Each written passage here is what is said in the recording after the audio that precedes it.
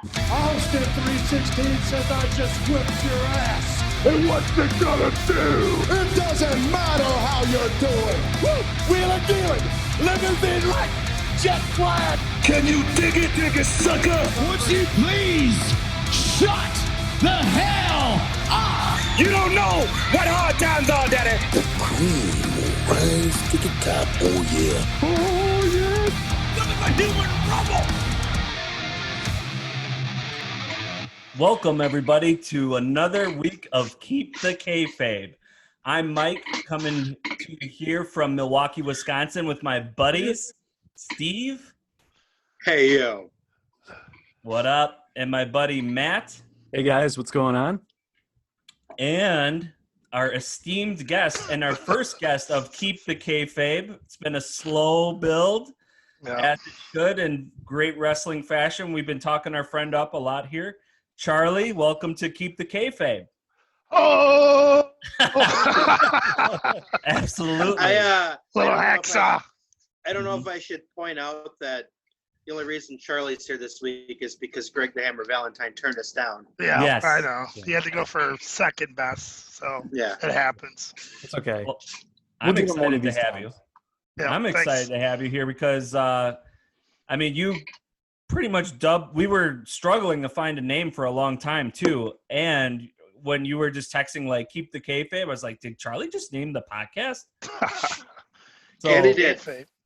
it's only appropriate that we have you as our first guest. So Charlie is our good buddy and knows a shit ton about wrestling. What I can And- remember. Yeah. Oh, God, he's just being modest. Just wait. But how we all kind of became kind of friends, it's kind of crazy. We haven't known, one another for a long, long time, but we kind of hit it off right away when I used to run a coffee business, and where I would set up in the morning, it was on a bike. It was a cargo bike where I would serve coffee on it and serve it to people on the way into work. And John's Controls, a business in Milwaukee. And I would set up in the mornings there, and I would, crank some music, serve some coffee. But I also wanted to put a little wrestling flair on the cart, because nobody's just going to walk up to you and be like, hey, you know what? I love the Ultimate Warrior. I love, people don't do that. People don't do that with the Ultimate Warrior, period. Yeah. Go on. Right. And This wrestling coffee is just something that makes me happy. So I was like, I want to find the people that are into it too. And I met Matt, I met Steve, and I met Charlie, kind of all separately. Yeah. But then sometimes they would visit the cart and overlap interactions, and we would just talk wrestling, just what's going on. Not even what's going on, just some fun facts, whatever. But, Yep. Since then, we just kind of remained friends and, actually gone to wrestling shows together and traveled to wrestling shows together down to Chicago. And, Steve and Charlie went to StarCast. I met them down there. Me and Matt went to NXT TakeOver. So it's just crazy. We went to TakeOver too. Or we went to NXT show. It was TakeOver. Yeah, that's right. We went to TakeOver too, yeah. Yeah, Allstate Arena, where I couldn't Yep. get the fucking tickets up for 10 Yeah, minutes. we were quite late. Oh, dude, we missed this moonsault. Right. I think we saw it, but we just weren't in missed our it. cramped seats. Yeah, we missed the beginning match pretty much. Guys, which takeover was that? That was the Survivor Series ones, War Games. Was it the where War you and Games? Becky Yeah, was- it was the War Games when Ciampa went off the top Yep. of the cage. Yeah, it was Yeah. nuts. Yeah, Becky and Matt were supposed to go to that one, but they just moved into Oh yeah, they couldn't full go. Yeah, house. that's- Yeah, unfortunately, we missed that one. But the one we did make was TakeOver Chicago 2, which had the street fight between Tommaso Ciampa. oh, that's a good one. Seriously, Yep. one of the best matches I've ever seen on TV and in real life. So I'm, to this day, that was the best show I've seen for sure. So we're going to just get in the show just because we're all just still kind of, we've never gotten to a conversation about how we all just got hooked into wrestling. Like, you kind of, this day and age, when you're an adult, you either got to be fully committed and say, you're kind of not all the way in the pool or you're all the way out. So, it feels like we're all in, no pun intended, for our love of AEW. But does anybody want to go and talk about how they got into their love of wrestling? Yeah, I guess I can kick things off for the group. So Yeah, back in, I want to say it was 1990. My first memory of watching wrestling was with my parents when they rented SummerSlam on VHS from the local video store.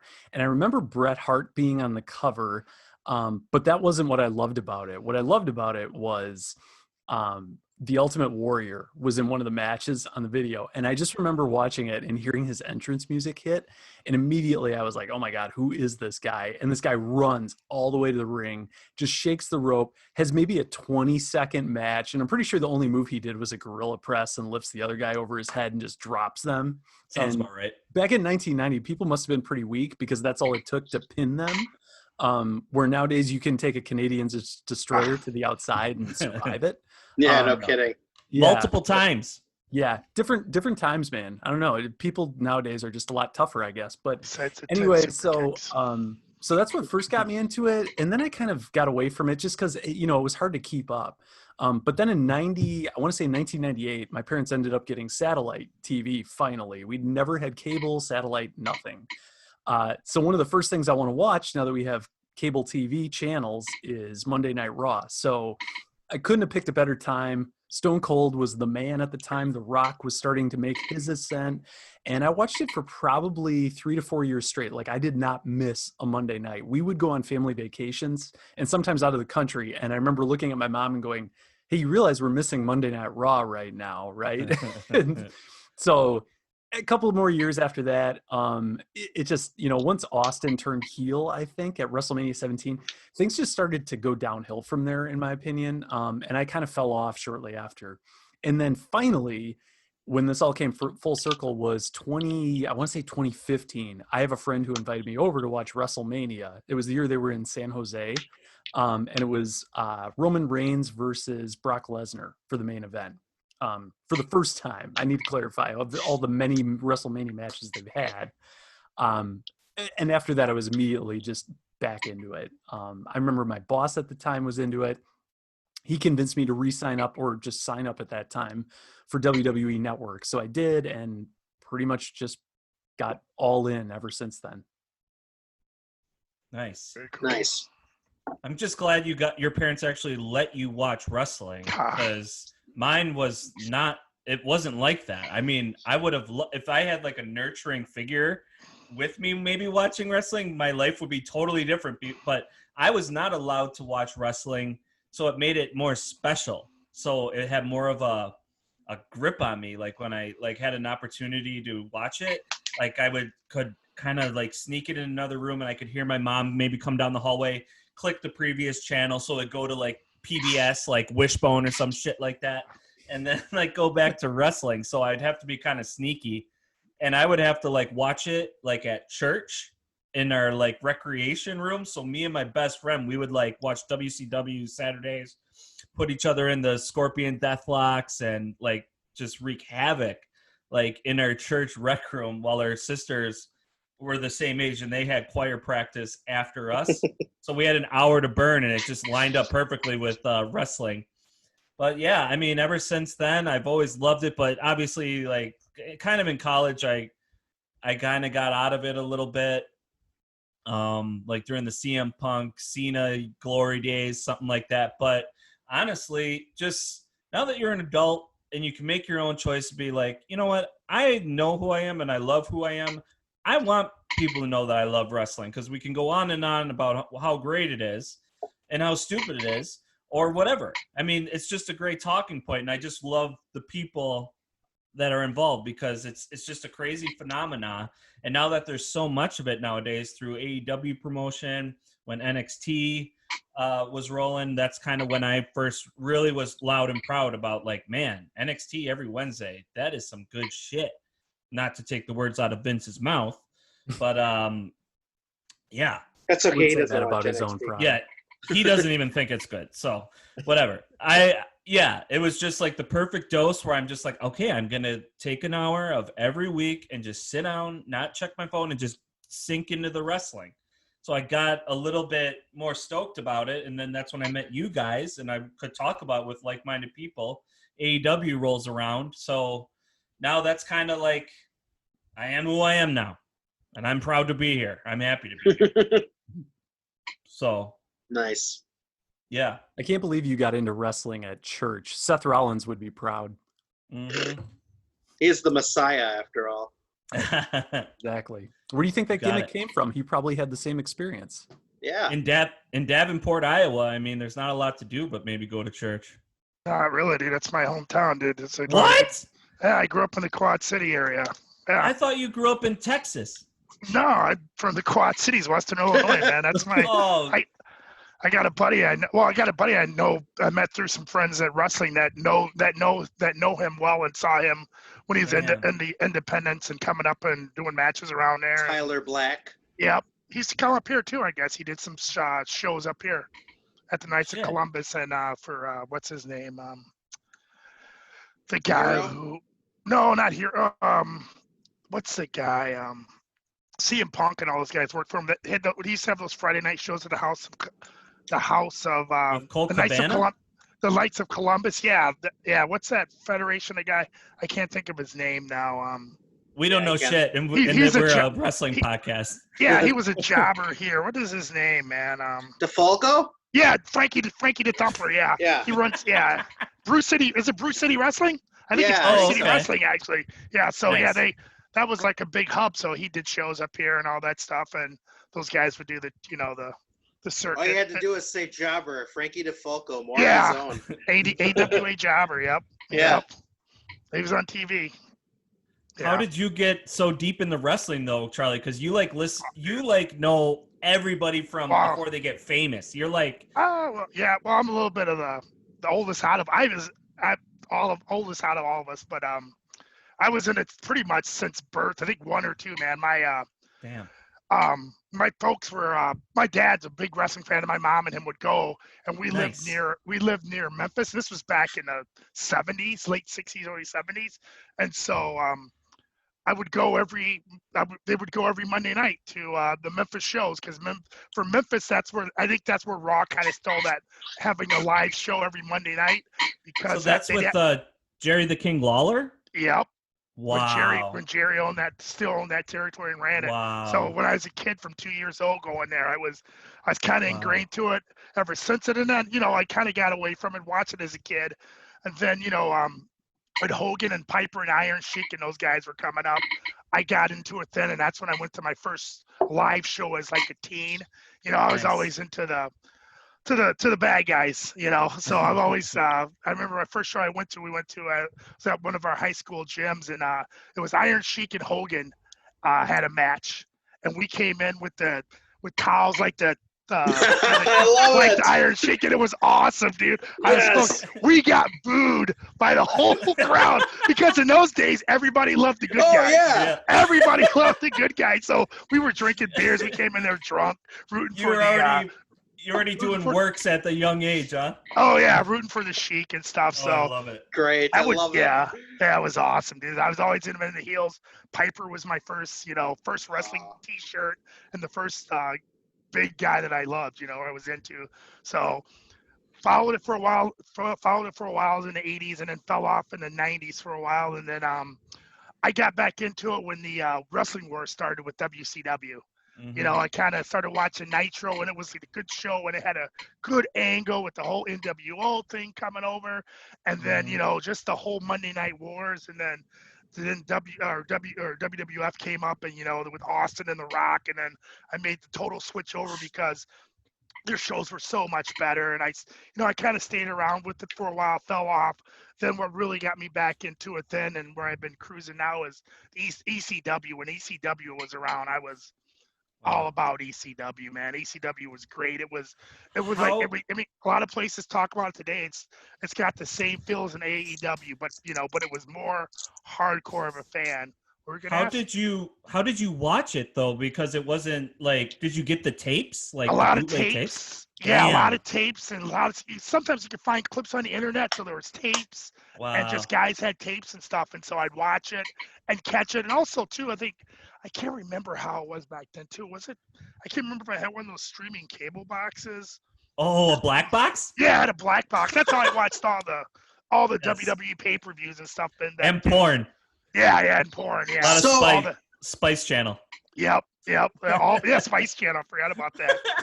So yeah, got into it then, and then kind of fell off after The Rock and those guys kind of went away. And then I got into Ring of Honor, man, and Ring of Honor turned me on to all this other stuff with New Japan and how good that was. And then that's where I learned about the Bucks and everybody else that's popular now. But all those guys that are, had been killing the independent scene for the last 10 years, Steen and Owens, found out about all those guys back then, Adam Cole, all those guys, it's like one of the best matches I ever saw was in the last year. It was Ring of Honor with Adam Cole versus Jay White. And it was just here in Milwaukee, man, at a house show they had, right a little bit before Cole made the move over to NXT. It was fantastic, but that's kind of how I got into it. It's kind of been in my blood.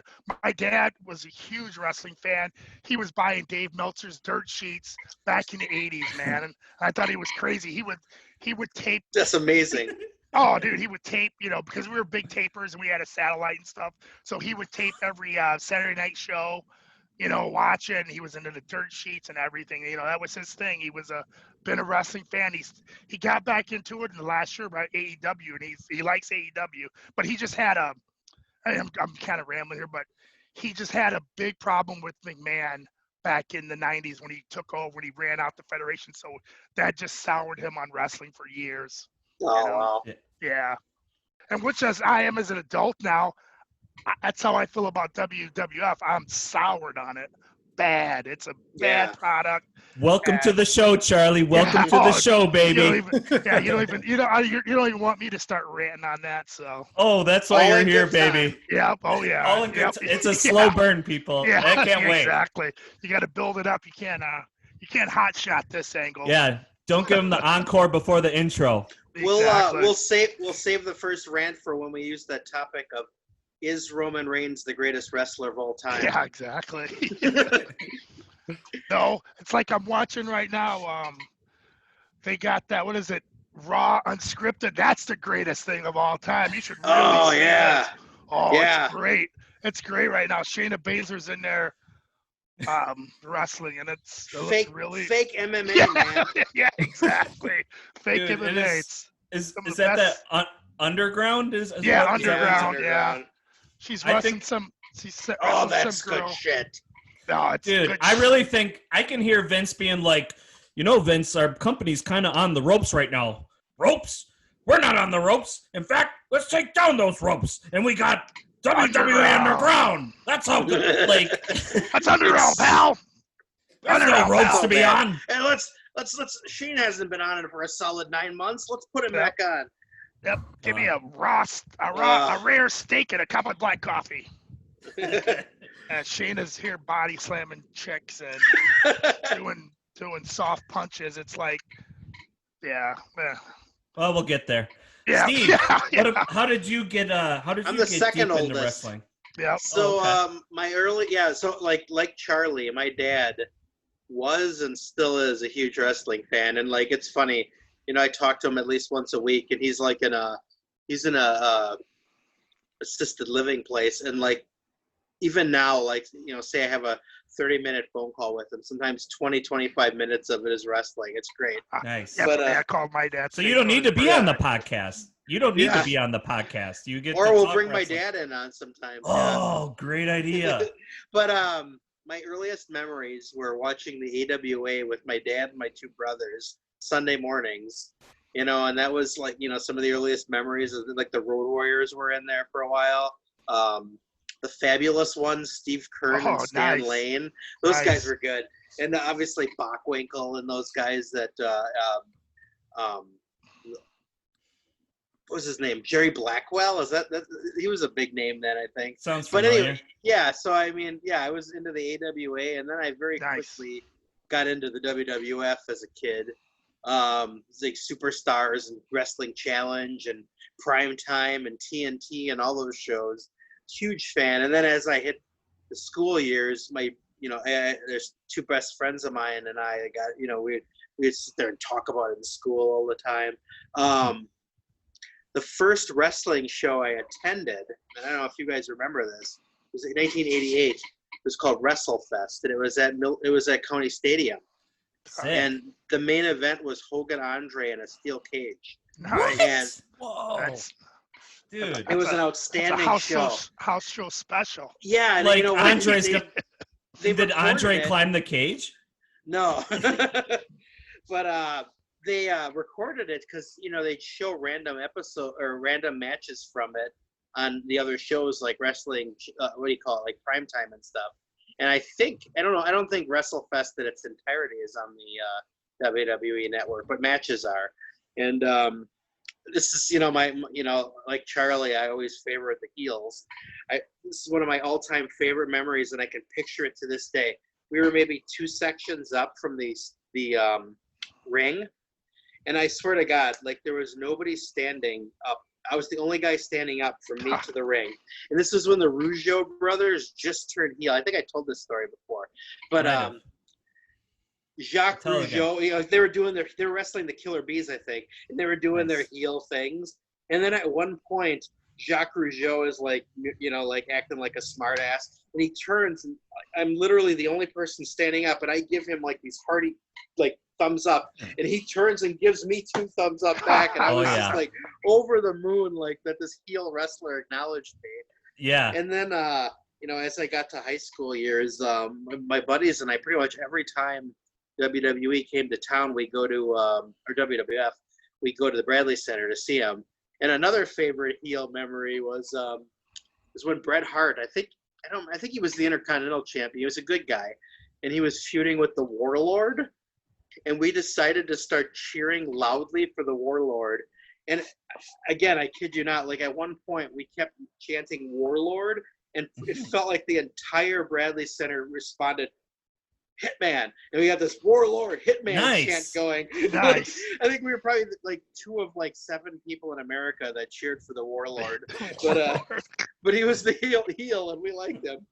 Yeah. It's crazy. I think until very recently, I didn't appreciate heels. Like I would say within the last few years, once I started to really get into wrestling, and I think after I attended my first live event, that's when I started. I think when you get older, it's just like, the world sucks. So it's like, you might as well just cheer for the bad guy because they're just way more fun. We become more cynical and shit. So much. Yeah, like my first anti-establishment.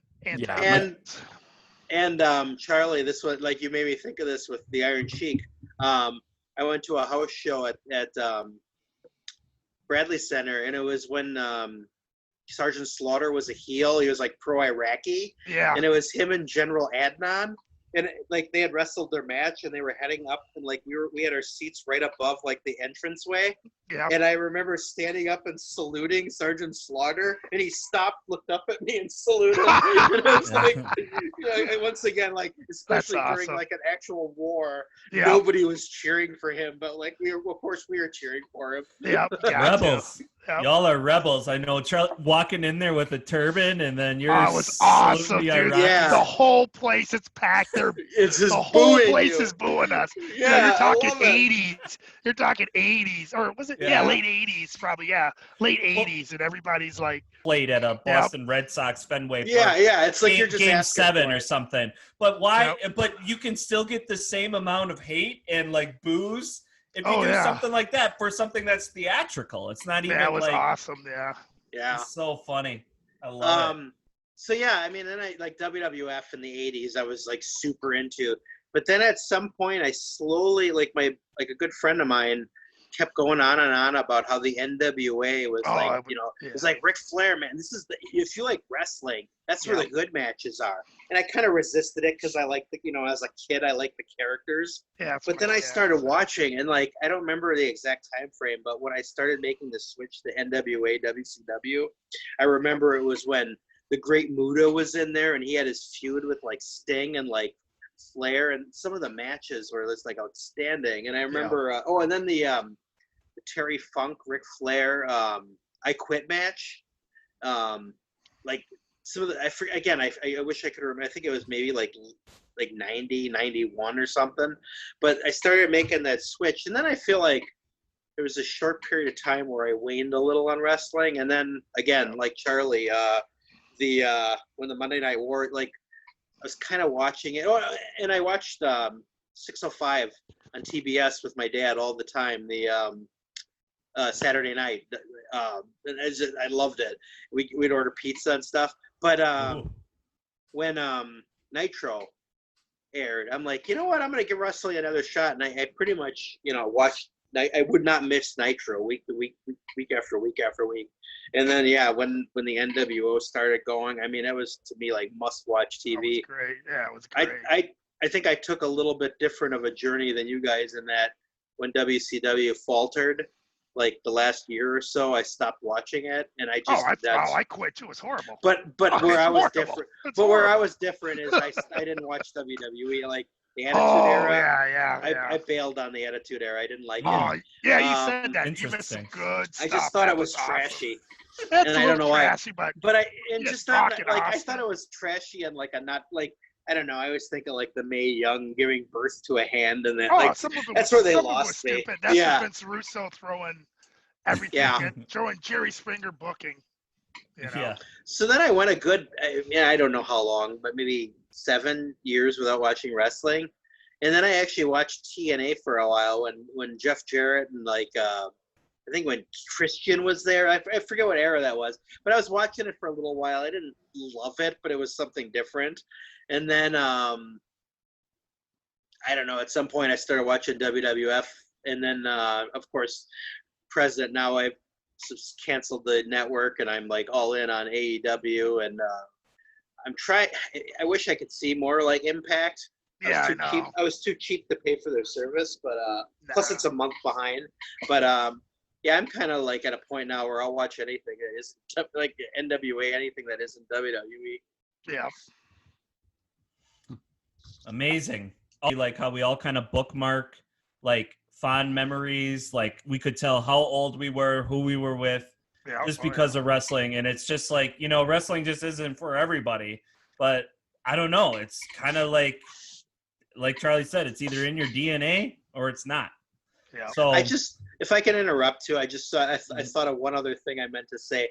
So, I went to like I said, I went to a lot of WWF house shows.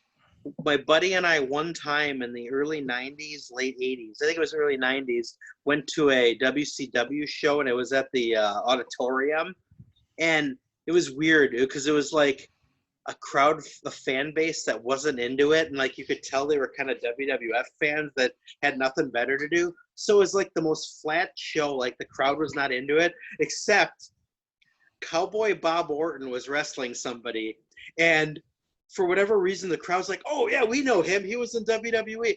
And, like, he got the biggest pop of the night, and he was like a heel mid-carder. And it was just hilarious, I remember, because when the match started, he was trying to be the classic heel, like, not acknowledge the fans. But the fans were so behind him that he started actually, like, kind of playing it up. And, like, by the end of it, he was, like, totally working for the crowd. But it was like, I went to a whole WCW show that had Luger and a bunch of people, and Cowboy Bob Orton had the pop of the night. That's funny. Oh, wild. All right. Well, that was a lot of fun seeing where we all got our wrestling bug bit, and can't wait to continue more. I'm sure we're going to get into more stories where we were and tangents about great wrestling over the years. This was a really fun one. Charlie, thanks a lot for joining us. Cool. Yeah. And remember, everybody, keep the kayfabe, baby. Yep. Bye. Keep it. Woo!